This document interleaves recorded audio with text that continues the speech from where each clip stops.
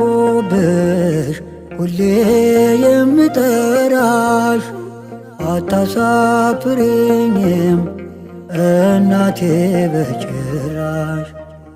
የሰላም ምክንያት ይታወቅ ምስጢሩ ረዳችሁ ተብሎ ይነገር ባገሩ።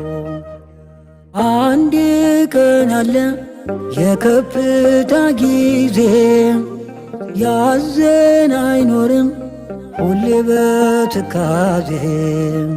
ሰው አጣው ብሎ የሚተክዝ ሰው አንቺን ካገኘ ምንም አይጎለው። የልብ የውስጥ ችግር ብዙ ነው።